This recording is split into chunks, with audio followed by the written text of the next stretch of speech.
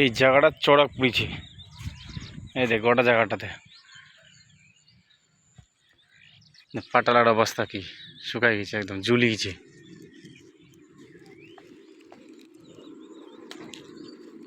শেষ পাটা। হ্যাঁ হ্যাঁ হ্যাঁ, দেখেন গোটায় চড়কে চড়ক।